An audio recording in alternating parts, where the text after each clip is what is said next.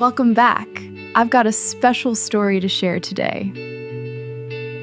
Beatrice Vance laughed as she gestured toward Elena Vance's scuffed heels in front of the city's most powerful families. The sound was sharp, cutting through the hushed murmurs of the drawing room like a blade through silk. "Look at you, Elena. 5 years away, and you return to your father's memorial looking like you've been scrubbing floors in the slums." Elena didn't flinch.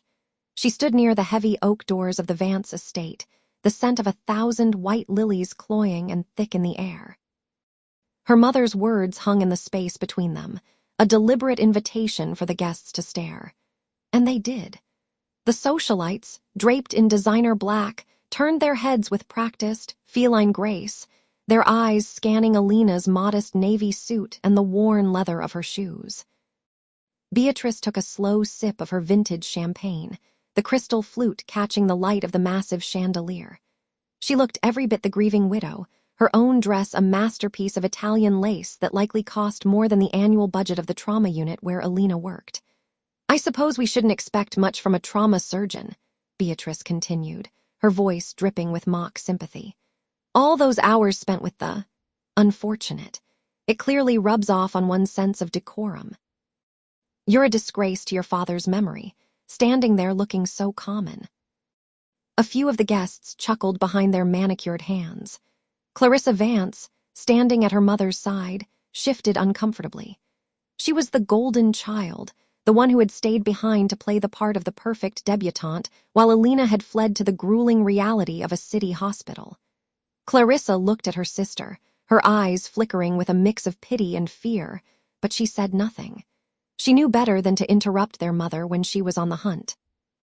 "I didn't come here for a fashion critique, Mother," Elena said, her voice calm and level.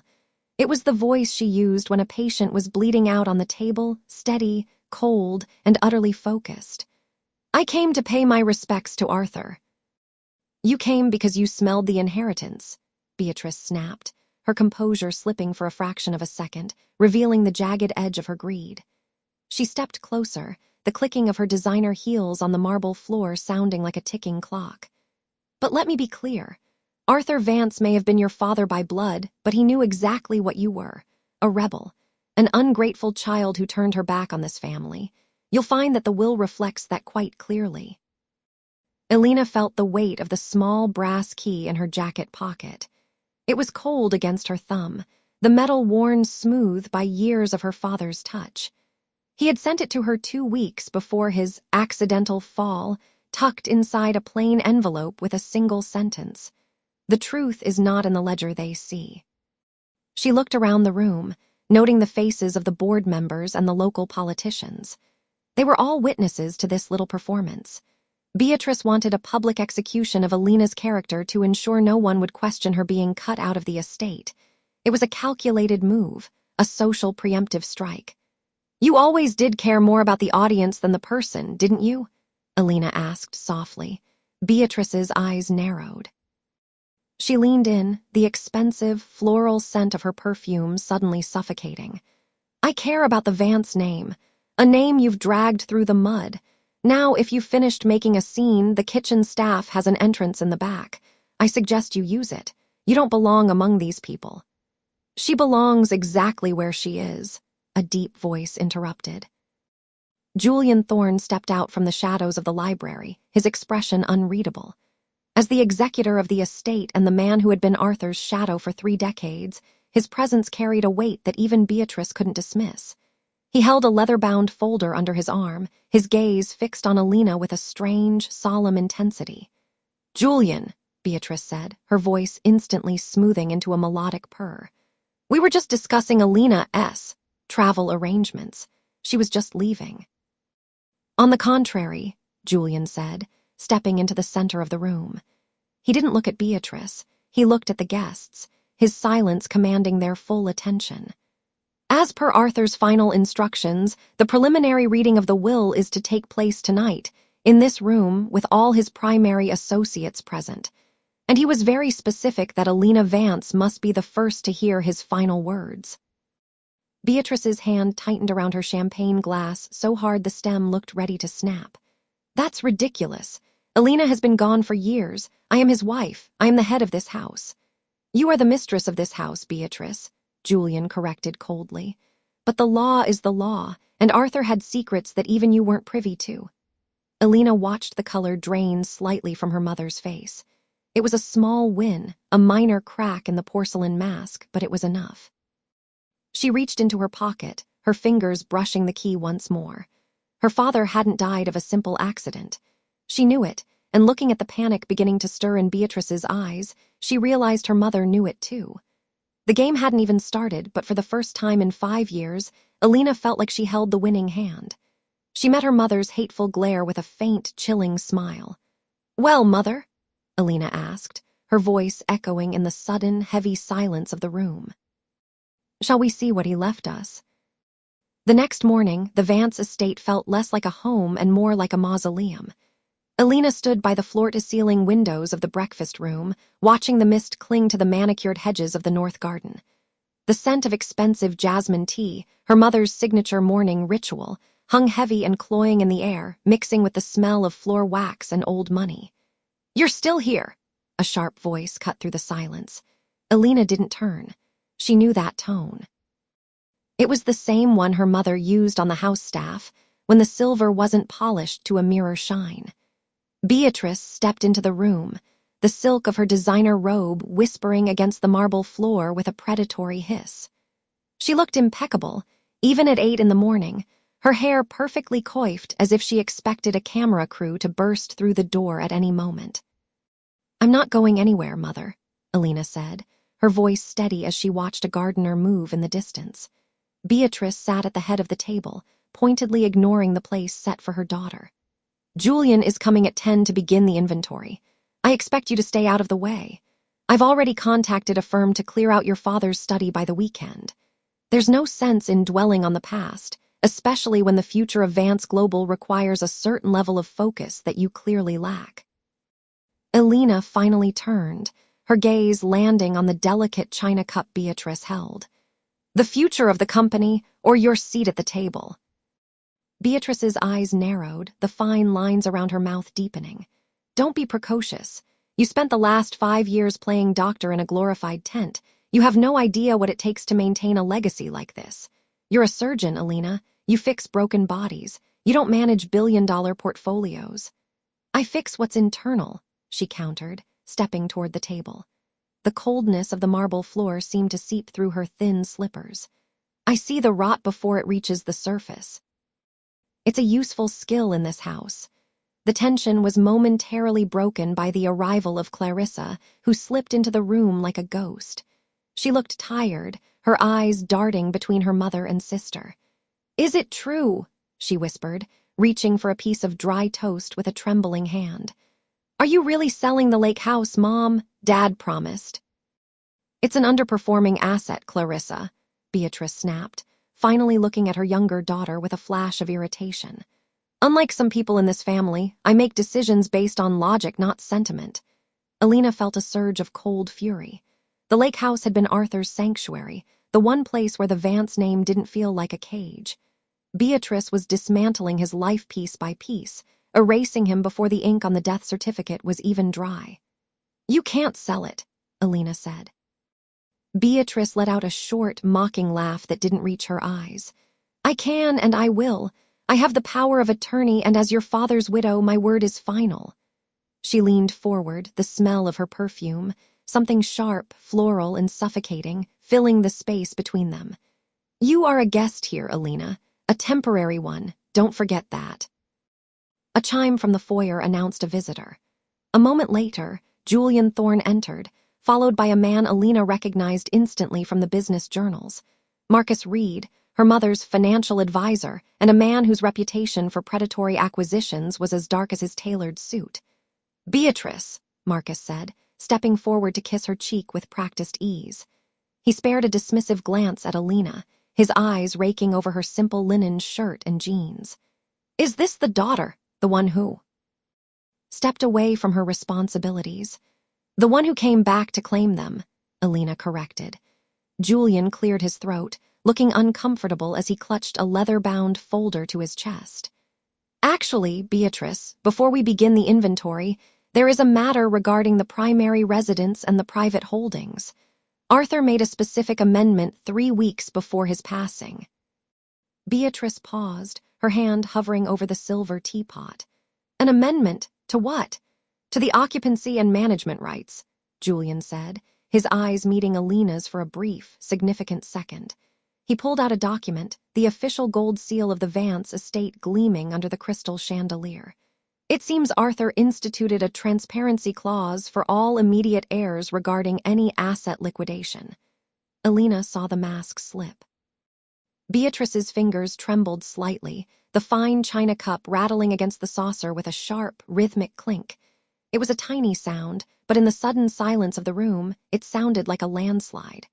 "What does that mean?" Marcus asked, his voice losing its oily charm. Elena stepped forward, her hand brushing the cool leather of the folder Julian held. She knew exactly what it meant. Her father had known Beatrice's greed better than anyone. "It means," Elena said, looking directly into her mother's stunned eyes, "that every transaction, every sale, and every underperforming asset you try to move has to be signed off by me, and I'm starting with the study." Beatrice stood up so quickly her chair screeched against the marble. "You have no right to interfere." "I have every right," Elena replied. "And we're going to start the inventory now. Julian, let's go upstairs." As she walked past her mother, Elena leaned in, her voice dropping to a chilling whisper. 2 weeks, Mother. That's how long I'll give you to find a new place for your advisor to hide the money you've been skimming from the estate accounts. Because I'm looking at the books next." She didn't wait for a response. She headed for the grand staircase, the sound of her own footsteps firm and rhythmic. She didn't have the whole puzzle yet, but as she reached the door to her father's study, she felt the weight of the key in her pocket. The countdown had begun, and for the first time, Beatrice was the one who didn't know the rules of the game. 2 hours later, the heavy oak door of Arthur's study finally clicked shut, sealing out the frantic murmurs echoing through the hallway. The air inside was cool and still, smelling of aged cedar, expensive tobacco, and the faint, metallic scent of the heavy brass key Elena Vance held in her palm. It was the only room in the mansion that hadn't been scrubbed clean of her father's presence. Dust motes danced in the singular beam of light cutting through the velvet curtains, illuminating the massive mahogany desk where the trajectory of her life had once been decided. Julian Thorne moved toward the floor-to-ceiling bookshelves with a practiced, somber efficiency. He didn't speak immediately, respecting the heavy silence that draped over Elena like a shroud. He reached for a leather-bound volume on the third shelf, his fingers tracing the spine before he turned back to her. "Your father was a man of patterns," he said, his voice low and resonant in the quiet room. He knew that Beatrice Vance would eventually treat his legacy like a personal ATM. He couldn't stop her while he was alive, not without destroying the family name you and Clarissa still carry, but he made sure the trail wouldn't go cold. Elena ran her thumb over the jagged teeth of the key. He spent 20 years letting her think she'd won. Why wait until now, Julian? Why leave this for me to find after he's gone? Because he knew you were the only one with the constitution to use it, he replied, gesturing toward the desk. Clarissa has the heart, but you have the hands. He saw that the day you left for medical school. The sound of sharp, rhythmic clicks on the marble floor outside signaled an approaching storm. The door didn't just open. It was thrown back against the wall with a violence that made the crystal decanters on the sideboard rattle. Beatrice Vance stood in the threshold, her silhouette framed by the opulent gold leaf of the corridor. She had changed into a sharp-shouldered cream suit, her hair pulled back so tightly, it seemed to pull the skin of her face into a mask of permanent disdain. "Out," she hissed, her gaze darting between the two of them. "Julian, you are the executor of the will, not a personal locksmith for my daughter's delusions. This room is private property." Elena didn't flinch. She leaned against the edge of the mahogany desk, the cold wood pressing into her palms. "The will explicitly states that I have right of access to all of Father's personal records for the purpose of the estate inventory. Are you suggesting Julian is violating his professional ethics, Mother? Or are you just afraid of what's behind the wallpaper?" Beatrice stepped into the room, the cloying, suffocating scent of her lily-of-the-valley perfume cutting through the antique air. She stopped inches from Elena, her eyes narrowed into slits. "You think you're so clever, coming back here to play detective, but Arthur's secrets will swallow you whole. You don't have the stomach for what this family actually is. You're just a glorified butcher, Elena. You spend your days sewing up the dregs of society, and you think that gives you the right to judge me." The insult was sharp, designed to devalue the decade Elena had spent saving lives in the trauma ward, but it landed with a dull thud. Elena simply watched her, noting the slight tremor in her mother's manicured hand. "A butcher knows how to find the rot," Elena said, her voice dropping to a terrifyingly calm register. "And I can smell it from here." "You were always the disappointment," Beatrice sneered, turning her back to look at the portrait of Arthur hanging above the fireplace. "The one who chose blood and grit over grace. Your father only kept you in the will out of a misplaced sense of pity. He laughed about your calling behind your back, you know. He called it a hobby for a girl who couldn't handle the real world of finance." It was a lie, a desperate, jagged one, but Elena saw it for what it was, a diversion. She watched as Beatrice's eyes flickered toward a specific section of the shelving, a momentary lapse in her practiced composure. "Julian," Elena said, ignoring the vitriol. "The third shelf, behind the collection of classics." Beatrice's face went from porcelain pale to a blotchy, frantic red. "Don't you dare touch those books." She lunged forward, her fingers clawing at Julian's arm, but he stepped aside with a graceful, firm motion. Elena moved faster, reaching into the gap where a hollowed-out copy of the Count of Monte Cristo sat. Her fingers found a small, hidden latch. With a muffled click, a section of the shelving swung inward, revealing a recessed wall safe. The silence that followed was absolute. Beatrice's breath hitched, a ragged, desperate sound. She looked like a cornered animal, the socialite mask finally cracking to reveal the panicked woman underneath. "The key, Elena," Julian whispered. Elena stepped forward, her heart hammering a steady rhythm against her ribs. She inserted the brass key into the lock. It turned with a heavy, satisfying thud of shifting tumblers. Inside sat a single, black leather ledger and a digital drive. She pulled the ledger out, the weight of it feeling like a weapon in her hands. She flipped it open to a marked page near the center. Her eyes scanned the columns of numbers, the dates, and the names. "Marcus Reed," Elena read aloud, her voice echoing in the dead air of the study. $5 million transferred to a private account in the Cayman Islands, dated 3 days after father's first heart attack. She looked up, meeting her mother's horrified gaze. The arrogance was gone, replaced by a raw, naked terror. "You didn't just skim the estate, Mother," Elena said, her voice as sharp as a scalpel. "You were paying him to keep father's medical records hidden. You weren't waiting for him to get better. You were making sure he didn't."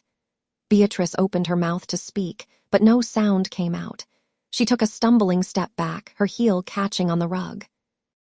Elena tucked the ledger under her arm and turned toward the door. "Julian, keep the room locked. I have a phone call to make to the medical examiner." She paused at the threshold, looking back at the woman who had spent a lifetime trying to break her. "The countdown just hit 0, Mother, and I'm only on page 1. The following afternoon, exactly 24 hours before the memorial gala, the terrace of the Vance estate was a battlefield of white linen and lilies. Beatrice Vance stood at the center of the chaos, her voice cutting through the humid air as she directed a small army of caterers.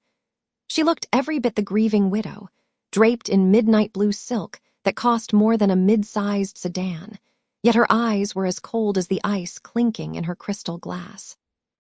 Elena watched from the shadows of the French doors, her fingers grazing the leather strap of her satchel. Inside lay the ledger, the physical manifestation of the rot beneath the family name. She felt a strange, detached calm. It was the same stillness she felt before making the first incision in the operating room. "The lilies are wilting," Beatrice snapped, gesturing toward a massive arrangement near the stone balustrade. She turned her gaze to a young server who had paused to wipe his brow. "If you can't handle the heat, find another profession. This event is for the elite of this city, not a backyard barbecue. The server flinched, mumbling an apology as he hurried away. Beatrice sighed, a performative sound of exhaustion, and finally noticed her daughter. Her expression shifted instantly from irritation to a practiced, condescending pity. "You look exhausted, Elena. Truly. Those hospital shifts are doing nothing for your complexion," she said, her voice carrying just enough to reach the 3 gala planners standing nearby. "I've arranged for a stylist to come by this evening. Try to look like a Vance for once, rather than someone who spends her life in a basement." Clarissa Vance, who had been hovering near the floral designer, looked up. Her usual mask of vapid indifference was cracked. She caught Elena's eye, her gaze flickering with a question she was too afraid to ask. Ever since the confrontation in the study, the golden child had been unusually quiet, watching her mother with a growing, uneasy scrutiny. "I'm more concerned with the guest list than my dress, Mother," Elena said, stepping onto the sun-drenched marble. The scent of lilies was overwhelming, the same cloying perfume that had filled the house during her father's final, agonizing weeks. "I was looking through the old payroll records this morning. I noticed Marcus Reed's name didn't appear on the official staff roster for the gala." Beatrice didn't even blink. She took a slow, deliberate sip of her drink, the condensation on the glass glistening in the afternoon sun. "Don't be absurd. Why would a former consultant be invited to a private family memorial? He was a contractor, nothing more." "He seemed quite integral to Father's care," Elena replied, her voice dropping to a low, steady hum that made the gala planners stop their whispering. $5 million worth of integral if the private accounts are accurate. It would be a shame if he felt excluded. A man with his secrets might decide to attend even without an invitation. The rhythmic snip-snip of the florist's shears stopped. The silence on the terrace became heavy, punctuated only by the distant drone of a lawnmower. Beatrice's hand tightened around her glass until her knuckles turned a porcelain white. For a fleeting second, the mask slipped. The arrogance vanished, replaced by a flicker of the raw terror Elena had seen in the study. Then the wall went back up. Beatrice laughed, a sharp, brittle sound that didn't reach her eyes. "You've always had such a vivid imagination, dear. It's why you were always so difficult as a child. Marcus Reed is halfway across the world. Now, if you'll excuse me, I have a reputation to maintain. Some of us actually care about the legacy your father left behind." She turned her back, dismissing Elena with a flick of her silk-clad wrist. She began lecturing the florist again, her voice louder than necessary, her movements jagged. Elena didn't argue. She didn't need to. She saw the way Clarissa's hands trembled as she reached for a glass of water. She saw the way the lead planner exchanged a confused glance with her assistant. The seeds were planted. A shadow fell over the terrace as Julian Thorne approached. He didn't look at Beatrice. He walked straight to Elena, holding a thick manila envelope. The wax seal was unbroken. "The medical examiner called," Julian whispered, his voice barely audible over the wind. "The toxicology report from the second biopsy is finished. He's waiting for your authorization to release the findings to the board." Elena took the envelope. The paper felt heavy, a cold weight against her palm. She looked at her mother's back, the rigid posture of a woman who believed she had already won. "Tell him to wait until tomorrow night," Elena said, her gaze fixed on the spot where the memorial stage was being built. "I want everyone to be in their seats when the curtain rises." Julian nodded, his face a mask of grim professionality.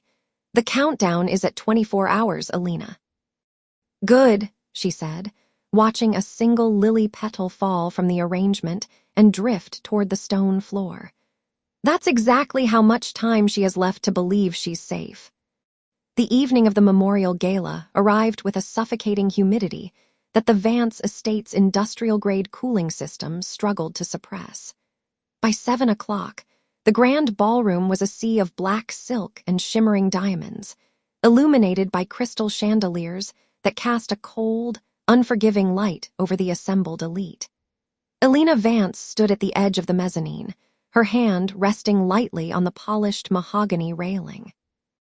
She wore a gown of midnight blue, not the black of a mourning daughter, but a color that felt like the deepest part of the ocean just before a storm. The air in the room was thick with the scent of 5,000 white lilies. It was an aggressive, cloying fragrance that Beatrice Vance had insisted upon, claiming it was a tribute to her late husband's favorite flower. To Elena, it smelled like a funeral parlor trying to hide the scent of decay. She took a slow breath, feeling the weight of the silver clutch under her arm. Inside, the toxicology report from Julian Thorne sat like a loaded weapon, its edges sharp against the silk lining. "You're hovering, Elena." A sharp voice cut through the low hum of the string quartet. Elena didn't turn. She knew the rhythmic, predatory click of those 5-inch stilettos on the marble floor. Beatrice stepped up beside her, smelling of expensive French perfume and aged scotch. She looked radiant in a crimson dress that defied every convention of widowhood, her hair coiffed into a perfect, frozen wave. "I was just admiring your handiwork, Mother," Elena said, her voice steady. "The room looks expensive." Beatrice let out a soft, dismissive laugh, her eyes scanning the crowd below like a general surveying a battlefield. "It looks like power, dear. Something you've clearly forgotten how to wield in your years of playing martyr in those sterile hospital hallways. You look tired, by the way. Is the grief finally catching up to you, or is it just that the lighting in here doesn't favor those who don't invest in their upkeep?" The insult was delivered with a practiced, maternal smile that didn't reach her cold eyes. It was a classic Beatrice move, the public jab wrapped in a velvet concern. Several nearby socialites paused their conversations, their ears practically twitching as they waited for Elena's reaction. "I've spent a lot of time around the dying lately," Elena replied, turning to meet her mother's gaze. "It changes your perspective on what's worth maintaining. You'd be surprised how quickly the upkeep fades when the heart stops." Beatrice's smile faltered for a fraction of a second, her grip tightening on her champagne flute. "Your father always said you were too morbid for your own good. It's a shame. He would be so disappointed to see you standing here like a ghost at your own family's triumph. Try to look like you belong here, Elena, for the sake of the cameras, if not for me." She patted Elena's cheek, a condescending, stinging gesture, and swept away toward the center of the room, where Marcus Reed was waiting with a group of investors. Clarissa Vance stood nearby, looking uncomfortable in a dress that seemed a size too small, her eyes darting toward Elena with a mixture of guilt and longing. Aunt Martha was further off, nursing a gin and tonic and watching Beatrice with a look of pure, unadulterated loathing. Elena felt a presence at her elbow. Julian Thorne stood there, his face a mask of professional neutrality, though his eyes were alert. "The board members are all in the front 3 rows," he whispered, his voice barely audible over the music. "The media is positioned at the back. Everything is loaded onto the server. Are you sure about the timing?" "Perfectly sure, Julian," Elena said. She felt a strange, cold calm settling over her. "She wants a show. I'm just making sure the finale is memorable." "She's going to announce the foundation in 10 minutes, he warned. "She's calling it the Arthur Vance Legacy Fund. She's already told the press it's a $1 billion commitment to medical research." Elena's jaw tightened. The irony was almost physical. Beatrice was going to use the wealth she'd secured through neglect and manipulation to buy a reputation as a savior of the very science she had subverted. A chime rang out, a silver sound that signaled the start of the formal program. The crowd began to migrate toward the rows of gold-leafed chairs facing the stage. Beatrice ascended the stairs with the grace of a queen, the spotlight catching the rubies at her throat. She looked down at the audience, her expression shifting instantly into one of tragic, dignified sorrow. "Friends, family, colleagues," Beatrice began, her voice projected with perfect clarity. "We are gathered tonight to honor a man who was the pillar of this community. Arthur was more than a businessman. He was a visionary who believed that legacy is not built in stone, but in the lives we touch. In his final days, as he held my hand and whispered his dreams for the future, he told me that his greatest regret was not having more time to give back." Elena felt a surge of cold fury. She remembered the house in those final weeks, The silence, the locked doors, the way Beatrice had dismissed the private nurses. Arthur hadn't whispered dreams. He had been gasping for air while his wife planned her wardrobe for the season. "And so," Beatrice continued, her voice rising with performative emotion, "it is my honor to announce the Vance Legacy Fund. We will be the primary sponsors for the new oncology wing at the university, ensuring that no other family has to endure the quiet, helpless suffering that Arthur faced." A smattering of applause broke out, led by Marcus Reed. Beatrice glowed under the adulation, her eyes finding Elena's in the crowd. She offered a small, triumphant tilt of her head, a silent "I win." "Now," Beatrice said, gesturing toward the massive projection screen behind her, "before we begin the pledge, I'd like to share a short tribute to the man who started it all. A look at the private Arthur Vance, the husband, the father, the legend." The lights in the ballroom began to dim. The room went silent, the only sound the faint hum of the projector cooling. Elena felt her pulse thrumming in her fingertips as she reached into her clutch one last time, her thumb brushing the digital trigger Julian had provided. "Wait for it," Elena whispered to the empty space beside her. The screen flickered, a soft blue light bathing the expectant faces of the Vance board. Beatrice stood to the side, her chin lifted, waiting for the first images of her curated history to play. She didn't notice the slight glitch in the opening frame, or the way the file name at the bottom of the screen didn't match the one on her teleprompter. She was too busy basking in the darkness, unaware that the curtain was finally about to rise on the truth. The hum of the projector intensified as the blue light hit the screen, but the image that flickered into existence wasn't the sepia-toned photograph of Arthur's childhood home that Beatrice had promised. Instead, a stark, high-resolution scan of a ledger filled the frame. The handwriting was unmistakable, Arthur's precise, architectural script, detailing a series of offshore transfers that dated back a decade. Beatrice stood at the edge of the stage, her chin still tilted in that practiced pose of regal mourning. It took her 3 seconds to realize the room had gone from respectful silence to a vacuum of shocked breath. She turned toward the screen, her eyes widening as they landed on the row of red-inked figures. The color didn't just drain from her face, it seemed to evaporate, leaving behind a gray, translucent mask of terror. Her perfectly lined lips parted, trembling as she tried to form a protest that died in her throat. Her eyes, usually sharp and calculating, darted frantically across the room, looking for an escape that didn't exist. Her posture, once as rigid as a queen's, slumped forward, her hand clutching the podium so hard the knuckles turned a ghostly white. The mask of the grieving widow didn't just slip. It shattered, revealing the panicked fraud beneath. "There must be a mistake," Beatrice croaked, her voice cracking over the microphone, sending a piercing screech of feedback through the ballroom. Elena didn't move from her seat in the front row. She sat with her hands folded in her lap, her expression as cool as the marble floors. Beside her, she felt the shift in the room's gravity. Clarissa leaned forward, her face pale as she recognized the signatures on the bottom of the ledger, her mother's name, scrawled in the margins of Arthur's private accounts. Clarissa's eyes filled with a sudden, sharp clarity, the kind that only comes when a lifetime of gaslighting finally meets an undeniable truth. She pulled her hand away from the table, as if the very cloth were contaminated.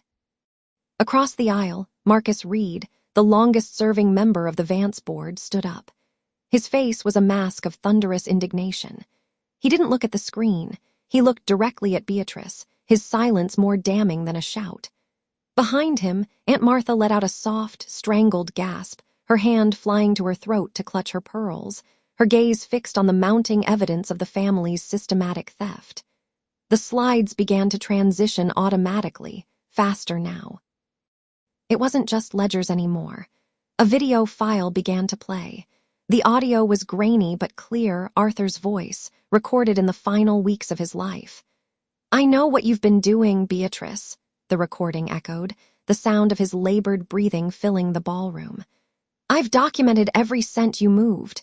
Elena will have the key. She's the only one with the courage to finish this." The scent of Beatrice's vintage Chanel perfume, which usually signaled her arrival like a royal decree, now felt like the cloying smell of a funeral. She lunged for the laptop on the side table, her silk gown rustling loudly in the silence, but Julian Thorne stepped into her path. He didn't touch her. He simply stood there, a wall of legal finality. "The file is encrypted, Beatrice," Julian said, his voice carrying to the back of the room. "And the original is already with the district attorney." Beatrice spun around, her eyes finally finding Elena S. "You did this," she hissed, the venom returning to her tone even as her world collapsed. "You ungrateful, pathetic girl. You've destroyed everything your father built." Elena stood up slowly. She didn't raise her voice. She didn't need to. The room was so quiet she could hear the faint whir of the cooling fan in the projector. She walked toward the stage, her heels clicking a steady, rhythmic beat on the hardwood. She stopped just below the podium, looking up at the woman who had spent 20 years trying to bury her. "I didn't destroy anything, Mother," Elena said, her voice a calm, steady blade. "I just turned on the lights." "You're the one who built the house, on a foundation of theft." Beatrice reached out, perhaps to strike her or perhaps to plead, but her hand fell short, trembling in the air. The witnesses were already moving. Marcus Reed was on his phone, his voice low and urgent. Clarissa had stood up and walked toward the exit, her head bowed, refusing to look back at the stage. Elena leaned in, her voice dropping to a whisper that only Beatrice could hear. "You told me I was nothing without the Vance name. It turns out the Vance name is nothing because of you." Without waiting for a response, Elena turned her back on the stage. She walked through the center aisle, the crowd parting for her like a dark sea. She didn't look at the screen, and she didn't look at the woman crumbling behind her. She reached the heavy oak doors of the ballroom and pushed them open, stepping into the cool night air. Behind her, the first sounds of the real shouting began, but Elena was already halfway to the gates. She reached into her clutch and pulled out her phone, seeing a single message from an unknown number. It's done, but she won't go quietly. The cool night air was a sharp, cleansing shock after the stifling atmosphere of the ballroom. Elena stood against the cold stone of the entryway, her fingers tracing the smooth glass of her phone. The message from the unknown number glowed in the darkness, a final confirmation of the collapse she had just set in motion. She could still hear the muffled roar of the crowd inside. A hive of socialites suddenly turned into a pack of scavengers, sensing the fall of their queen. The heavy oak doors groaned open behind her, slamming against the stone wall with a violence that echoed through the quiet courtyard. Beatrice stumbled into the light of the portico, her movements jagged and uncoordinated. The poise that had been her armor for 40 years was gone, replaced by a frantic, wild-eyed desperation. Her silk gown, worth more than a surgeon's annual salary, caught on the doorframe, the delicate fabric tearing with a sickening screech. "You think you've won." Beatrice's voice was a jagged rasp, stripped of its usual melodic condescension. She marched toward her daughter, her heels clicking unevenly on the pavement. "You come into my house, at my event, and you dare to fabricate these lies? I am the Vance name, Elena. Without me, you are nothing but a ghost in a white coat." Elena didn't move. She watched her mother with the detached precision of a surgeon observing a terminal patient. "I didn't fabricate the ledger, Beatrice. I didn't forge Arthur's signature on the offshore transfers. You did that all by yourself." "I did it for this family," the older woman shrieked, her face contorting. She reached out, her manicured nails clawing at the air as if she could physically snatch the truth back into the shadows. "I protected our legacy while you ran away to play hero in emergency rooms. You owe me everything. Every breath you take in this city is because I allowed it." The audacity of the claim hit like a physical weight, but Elena felt only a cold, crystalline calm. She reached into her clutch and pulled out a small, silver thumb drive, holding it up between them. "The authorities already have the digital copies. Julian Thorne is in the library right now with the forensic accountants. The legacy you're talking about was built on the backs of the people Arthur actually cared about. It's over." Beatrice's face didn't just pale. It seemed to physically erode under the harsh glow of the portico lights. The carefully sculpted lines of her features, held in place for decades by arrogance and expensive treatments, finally gave way. Her eyes, usually sharp and calculating, became glassy and unfocused, darting around as if looking for an escape route that no longer existed. Her mouth hung slightly open, the perfect crimson of her lipstick suddenly looking like a jagged wound against her bloodless skin. The rhythmic twitch in her left eyelid was the only thing breaking the frozen mask of her horror, a frantic, uncontrollable pulse that betrayed the absolute collapse of her world. Footsteps approached from the shadows of the hallway. Julian Thorne stepped out, followed closely by Marcus Reed and Clarissa. The shift in the air was instantaneous. Marcus, who had spent the evening laughing at Beatrice's jokes, now stood with his arms crossed, his expression one of professional disgust. "The board has seen enough, Beatrice," Marcus said, his voice echoing with the finality of a closing gavel. "The embezzlement alone is enough to strip your voting rights. The Vance name stays, but you are no longer part of it." Beatrice turned toward him, her hands trembling. "Marcus, surely we can—" "Don't," he interrupted, stepping back as if her touch might be contagious. "I've already instructed my legal team to sever all ties with the Foundation. You're a liability." Clarissa stepped forward then, her face tear-streaked but her gaze steady. She didn't look at her mother, she looked at Elena. "I found the rest of the records in the safe, Elena. You were right. She's been draining the trust funds for years, even mine." "Clarissa, darling, I was protecting your future," Beatrice gasped, reaching for her golden child. Clarissa recoiled. "You were protecting your image. There's a difference." She walked over to stand beside Elena, a silent declaration of the New World Order. Julian Thorne cleared his throat, holding a leather-bound folder. "The police are waiting at the bottom of the drive, Beatrice. Out of respect for Arthur, I've asked them to wait 10 minutes before coming up to the house. I suggest you use that time to gather your personal belongings. Anything owned by the estate stays here." The silence that followed was absolute, broken only by the distant sound of a siren beginning to wail at the gates. Beatrice looked from face to face, searching for a single spark of the loyalty she thought she had bought. She found only cold indifference. She was a queen without a throne, a predator whose teeth had been pulled in front of the entire jungle. She slumped against the stone pillar, the weight of the night finally crushing her. Her breath came in shallow, ragged gasps, the smell of her expensive, floral perfume now cloying and sour in the humidity. Elena looked at the woman who had spent a lifetime trying to break her. There was no joy in the moment, only a profound sense of relief. The debt was paid. "You told me once that the truth is whatever the person with the most power says it is," Elena said, her voice quiet and steady. "It turns out the truth is just the truth, and it doesn't care who you are." Without waiting for a response, Elena turned away.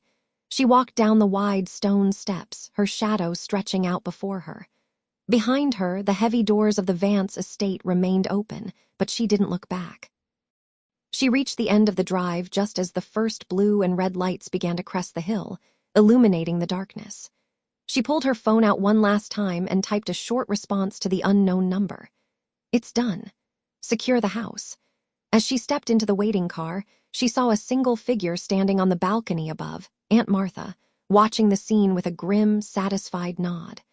The reckoning had come, but as the car pulled away, Elena knew the hardest part was yet to come.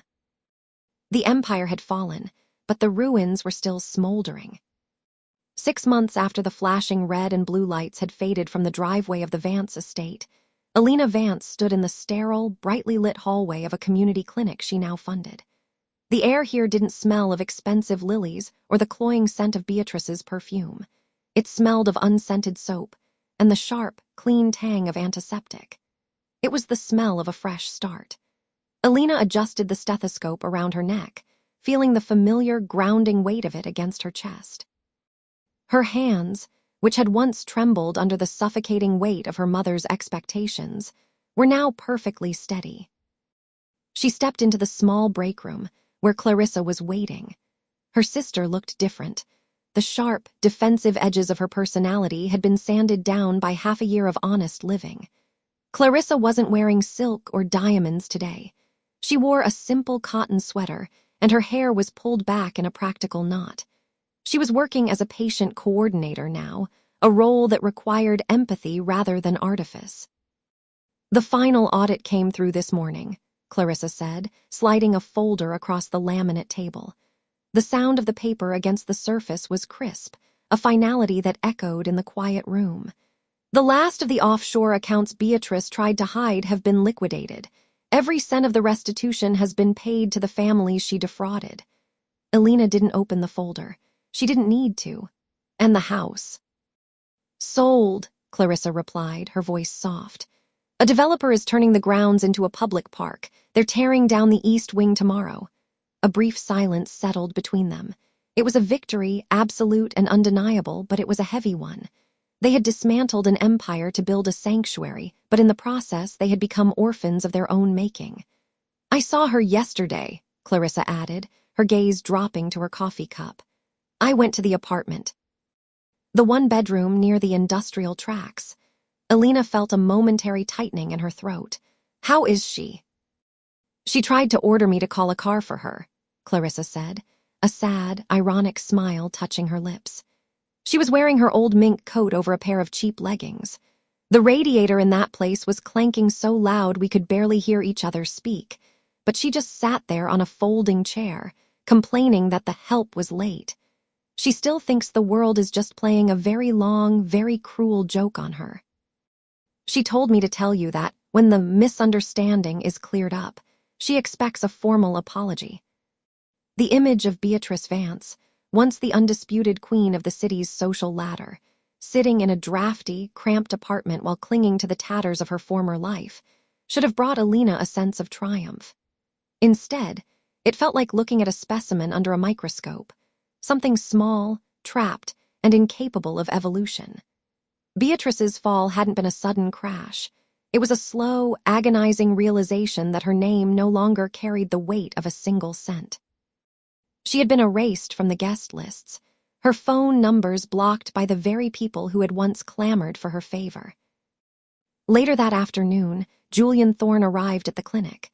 He looked older, the stress of the legal battles having etched new lines around his eyes, but he carried himself with the ease of a man who finally slept well at night. He handed Elena a small, leather-bound book, the original ledger Arthur Vance had kept in secret. "This belongs to you," Julian said. "The courts are finished with it. It's the last piece of your father's legacy." Elena took the book, the leather cool and worn under her fingertips. She walked out to the small garden behind the clinic, a space filled with hardy shrubs and the sound of distant traffic. She sat on a wooden bench and opened the ledger to the very back. There, tucked between the pages, was a photograph she hadn't seen in 20 years. It was a candid shot of the four of them, Arthur, Beatrice, Elena, and Clarissa, at a summer house long since sold. In the photo, Elena was laughing, her father's arm draped over her shoulders. Beatrice was looking away from the camera, already appearing distant, her eyes fixed on something beyond the frame. Elena realized then that the cost of justice wasn't just the money or the prestige. It was the realization that the family she had fought so hard to find the truth about had never really existed in the way she'd hoped. She had traded a beautiful lie for a devastating truth. She looked up as a young mother exited the clinic, holding a toddler's hand. The child waved at her, and Elena felt a genuine, uncomplicated smile spread across her face. The ruins of the Vance Empire were still smoldering, but on this ground something new was growing. She closed the ledger and stood up, the sun catching the simple gold band on her finger, a gift to herself to mark her independence. The debt was settled. The secrets were buried. As Elena walked back toward the clinic doors, she didn't look back at the shadows of the past. She had survived the fire, and for the first time in her life, the air she breathed was entirely her own.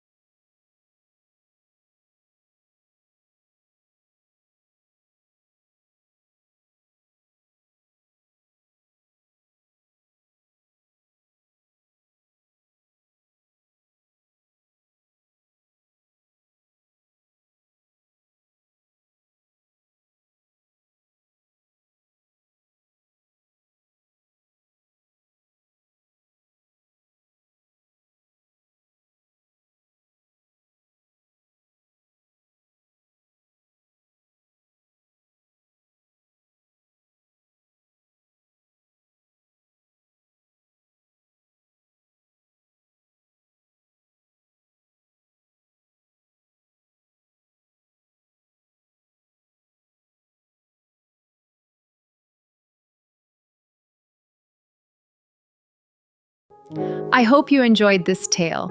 Please subscribe to support the channel. Goodbye for now.